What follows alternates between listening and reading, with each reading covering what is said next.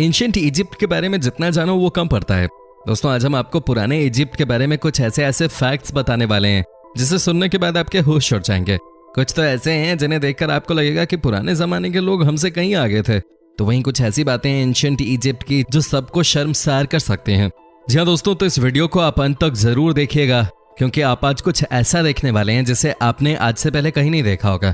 साथ ही दोस्तों अगर आप हमारे चैनल पर नए हैं तो चैनल को सब्सक्राइब जरूर कर दीजिए। दोस्तों सबसे पहले तो आपको बता दूं कि एंशिएंट इजिप्ट में महिलाओं को पुरुषों के बराबर ही अधिकार दिए गए थे। जी हाँ दोस्तों, क्या आप सोच भी सकते हैं कि आज के समय में दुनिया में कई ऐसे देश हैं जहाँ की महिलाओं को इक्वालिटी नहीं मिली है, लेकिन हजारों साल पहले इजिप्ट ने यह काम करके दिखाया था। ये बताने के लिए काफी है कि यहाँ महिलाओं को इस नजर से देखा जाता था। दोस्तों यहाँ पर महिलाओं को यह अधिकार दिया गया था कि वो अपने नाम पे कुछ भी प्रॉपर्टी खरीद सकते थे, साथ ही वो अपने पसंद के इंसान से शादी भी कर सकते थे। इतना ही नहीं, अगर शादी करने के बाद लगे कि वो अपने पति के साथ खुश नहीं है तो उसे जब मर्जी छोड़ भी सकते थे। जी हाँ, इजिप्ट की महिलाएं यहाँ की सेना में भर्ती नहीं हो सकती थी। जी हाँ दोस्तों, इजिप्ट की महिलाएं सेना में हालांकि भर्ती नहीं हो सकती थी, लेकिन इसके अलावा दोस्तों ऐसा कोई भी काम नहीं था जो इजिप्ट की महिलाएं पुराने जमाने में नहीं कर सकते थे। क्या बात है, आज हम महिलाओं को इस तरह का काम करने से रोकते हैं, तो वहीं दोस्तों इजिप्ट की महिलाएं बहुत समय पहले से ही इस तरह के काम करती आ रही हैं। उन्हें ये सारे अधिकार दिए गए थे। दोस्तों अब हम बताते हैं एक ऐसी बात जिसे सुनने के बाद आपको लगेगा कि वाकई में इजिप्ट के लोग सैकड़ों साल पहले कितने एडवांस थे।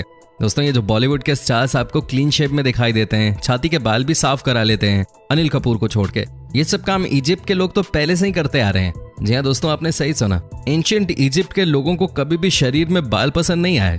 जी हाँ, यहाँ के लोग बालों को साफ करते रहा करते थे।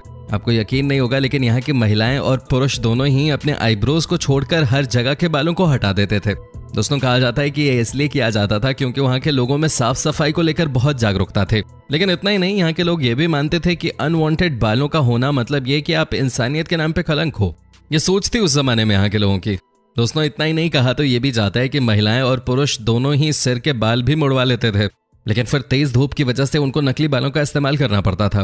भाई सोचिए अगर अनिल कपूर वहां पे पैदा हुए होते, क्या हुआ होता उनके साथ। दोस्तों कमाल की बात यह है कि महिलाएं भी उस जमाने में उन्हीं पुरुषों के साथ संबंध बनाती थी जिनके बाल नहीं हुआ करते थे। दोस्तों अब बात करते हैं इजिप्ट के लोगों में रोमांस की। जी हाँ दोस्तों, यहाँ के लोग बहुत ही रोमांटिक हुआ करते थे। आपस में संबंध बनाना यहाँ की परंपरा रही है। ओपन माहौल हुआ करता था यहाँ पर, जिसे जो पसंद है वो उसके साथ संबंध बना सकता था। दोस्तों यही वजह है कि यहाँ अनवांटेड प्रेगनेंसी बढ़ने लग गई। जी हाँ दोस्तों, लेकिन यहाँ के लोगों ने इसे रोकने के लिए सैकड़ों साल पहले ही तरकीब निकाले थे। आपको जानकर हैरानी होगी दोस्तों कि यहाँ के लोगों ने एक ऐसा पेस्ट बनाया था जो कि बहुत कारगर साबित हुआ प्रेगनेंसी को रोकने के लिए। यहाँ के लोगों ने 3 चीजों को मिलाकर एक पेस्ट बनाई, हनी यानी कि शहद, मिट्टी की लेप और तीसरी चीज थी मगरमच्छ की पोटी। जी हाँ, आपने सही सुना, मगरमच्छ की पोटी। यहाँ के लोग इन तीनों चीजों को मिलाकर एक ऐसा लेप तैयार करते थे जिसके बारे में आज तक किसी को नहीं पता।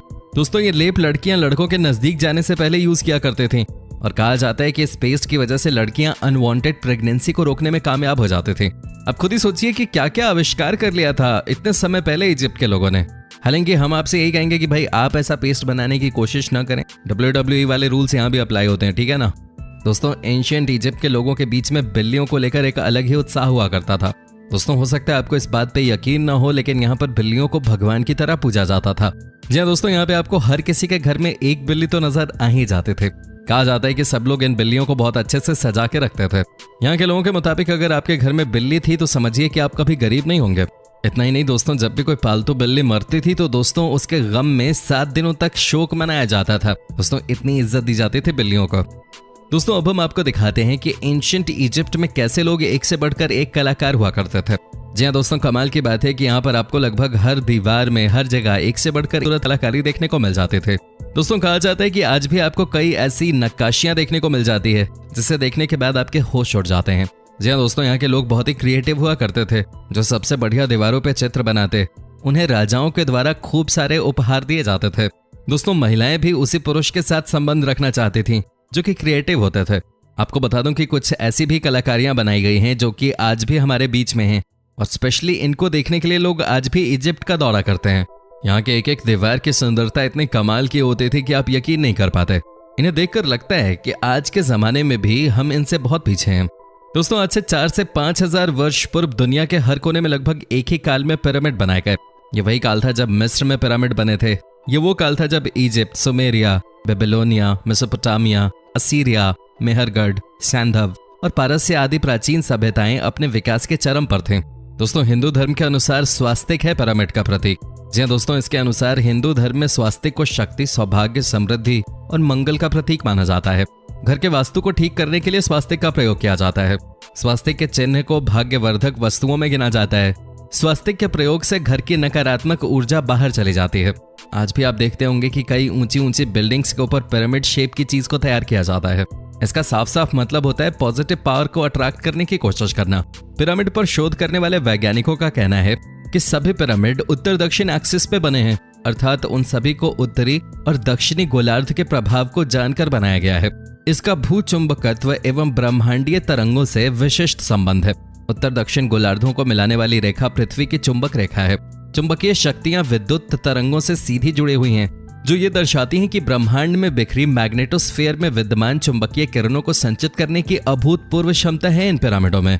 यही किरणें एकत्रित होकर अपना प्रभाव अंदर विद्यमान वस्तुओं या जीवधारियों पर डालती हैं। इन निर्माणों में ग्रेनाइट पत्थर का उपयोग भी सूक्ष्म तरंगों को अवशोषित करने की क्षमता रखता है। इससे यह सिद्ध होता है कि प्राचीन लोग इसके महत्व को जानते थे। मतलब ये कि पिरामिड में रखी वस्तु या जीव की गुणवत्ता और उम्र में इससे कोई फर्क पड़ता होगा। विशेषज्ञों के अनुसार पिरामिड की आकृति उत्तर दक्षिण अक्ष पे रहने की वजह से ये ब्रह्मांड में व्याप्त ज्ञात व अज्ञात शक्तियों को स्वयं में समाहित कर अपने अंदर एक ऊर्जा युक्त वातावरण तैयार करने में सक्षम है, जो जीवित या मृत, जड़ व चेतन सभी तरह की चीजों को प्रभावित करता है। दोस्तों, आपको जानकर हैरानी होगी कि मिस्र में मेकअप करना आवश्यक था। ये लोग सुरमा का प्रयोग जरूर करते थे। वो मानते थे कि हरा और काला सुरमा उन्हें सूर्य की किरणों, मक्खियों तथा हानिकारक संक्रमणों से बचाए रखता था। इसके अलावा ये सूर्य देव को श्रद्धांजलि और नमन करने का एक तरीका भी था। दोस्तों, इतना ही नहीं, इन लोगों के लिए दांतों को साफ रखना इतना महत्वपूर्ण था कि वो मम्मियों को टूथपिक के साथ दफनाते थे। माना जाता है कि प्राचीन मिस्र के निवासियों ने ही एक तरह के टूथपेस्ट की शुरुआत की थी। इसे बनाने में वे बैल के खुरों का पाउडर, जले हुए अंडे की छाल तथा राख के मिश्रण का प्रयोग करते थे। दोस्तों, आपको जानकर हैरानी होगी कि यहाँ पर नौकरों को भी दफनाया जाता था राजाओं के साथ। जी हाँ दोस्तों, ये बहुत ही अचंभित करने वाली बात है कि मिस्र में फराओ यानी कि राजाओं के मरने के बाद उनके नौकरों को भी उनके साथ जिंदा दफना दिया जाता था। पहले लोग नौकरों के सिर पर वार करके उन्हें बेहोश कर देते थे और फिर दफना देते थे। दोस्तों, माना जाता है कि सन 400 से 800 के बीच मिस्र के ज्यादातर लोग ईसाई धर्म के अनुयायी थे, लेकिन 10वीं सदी के मध्य में मुसलमानों के हमले के बाद बड़ी संख्या में लोगों का धर्म परिवर्तन हुआ और उन्होंने इस्लाम कबूल कर लिया। बाद में उनकी कॉप्टिक भाषा की जगह भी अरबी भाषा ने ले ली। दोस्तों, पूरी दुनिया के विपरीत मिस्र की महिलाएं जमीन खरीद सकती थीं, जज बन सकती थीं और अपनी खुद की वसीयत लिख सकते थे। अगर वो बाहर काम करती थीं तो उन्हें समान वेतन दिया जाता था। वो तलाक भी दे सकती थीं और फिर से शादी भी कर सकती थीं। वो शादी से पहले कॉन्ट्रैक्ट पे साइन भी करवा सकती थीं, जिसमें वो शादी में लाई गई वस्तुओं के बारे में अपने विचार रख सकते थे। दोस्तों, वैसे तो प्राचीन मिस्र के चित्रों में आपने देखा ही होगा कि यहाँ के फराओ पतले और तंदुरुस्त होते थे, लेकिन मम्मियों के परीक्षण के बाद ये बात सामने आई कि फराओ की कमर चौड़ी होती थी। उनके खुराक में शराब, शहद, बियर तथा ब्रेड और अधिक चीनी वाले पदार्थ थे। उनमें से कई मधुमेह के शिकार भी थे। दोस्तों, 200 सालों के बाद भी मिस्र वासियों और हित्तित्स के बीच की लड़ाई का कोई नतीजा नहीं निकला। 1259 में दोनों राज्यों को एक दूसरे से खतरा था। रामसेस और हत्तुसिली III ने एक शांति संधि की और यह वादा किया कि वो किसी भी तीसरे आक्रमणकारी के खिलाफ एक दूसरे की मदद करेंगे। दोस्तों, मिस्र के डॉक्टर एक ही अंग का अध्ययन करते थे। इतिहासकार हेरोडोटस के अनुसार प्राचीन मिस्र में एक चिकित्सक एक ही बीमारी का विशेषज्ञ था और उससे संबंधित इलाज ही करता था। उनके पास हर बीमारी के लिए एक अलग चिकित्सक होता था। शेफर्ड ऑफ द एनस इनमें से सबसे रोचक नाम था। प्राचीन मिस्र में पिरामिड बनाने का काम बहुत ही मुश्किल होता होगा, लेकिन रिकॉर्ड्स के अनुसार पिरामिड का काम करने वाले लोग गुलाम नहीं थे, वे कलाकार थे जिनका नाम इन स्मारकों के नीचे लिखा हुआ नजर आता है। वहीं दोस्तों, कहा जाता है कि रॉयल नेक्रोपोलिस बिल्डिंग पे काम करने वाले कारीगरों को जब उनके हिस्से का अनाज नहीं मिला तो उन्होंने पास के मंदिर में जाकर शरण ली और काम करने से मना कर दिया, और इस तरह से शुरू हुई दुनिया की पहली हड़ताल। ये बात तो सबको पता होगी कि मम्मी बनाने के लिए मुर्दे को पट्टी बांधने से पहले उसके अंदरूनी अंग निकाल लिए जाते थे। मुर्दे का दिमाग उसकी नाक से निकाला जाता था। उसके बाद इन अंगों को एक उपकरण में रखा जाता था, लेकिन दिल को नहीं निकाला जाता था, क्योंकि ये लोग दिल को आत्मा का प्रतीक मानते थे। दोस्तों, कहा जाता है कि गीजा का पिरामिड पृथ्वी के भूभाग के बीचों बीच स्थित है। गीजा का मशहूर पिरामिड ओरायन की बेल्ट के साथ संरेखित है। हालांकि इस बात पे कई बहस हो चुकी है। इसके अलावा ओरायन को मिस्र के पुनर्जन्म के देवता ओसिरिस से भी जोड़ा जाता था। वहीं दोस्तों, माना जाता है कि तुतनखामन की मृत्यु के बाद उनका पिरामिड लूटा गया और लुटेरों ने पकड़े जाने के बाद अपनी वापसी में एक बड़ा थैला गिरा दिया। थैले में पाए गए बड़े त्रिकोण नियॉन की तरह चमकते थे, जो कि खजाने की तरफ का रास्ता दिखाते थे। दोस्तों, उम्मीद करता हूं कि आपको हमारा ये एपिसोड पसंद आया होगा। साथ ही दोस्तों, अगर आपको इस वीडियो पे कोई राय देनी है तो आप हमें कमेंट करके अपनी बात बता सकते हैं। हमें आपके कमेंट्स का इंतजार रहता है। और दोस्तों, अगर आप हमारे चैनल पे नए हैं तो प्लीज चैनल को सब्सक्राइब जरूर कर दीजिएगा, क्योंकि हम आपके लिए रोज ही इस तरह के वीडियोस बनाते रहते हैं। अपना ख्याल रखिए। Take care. Bye bye.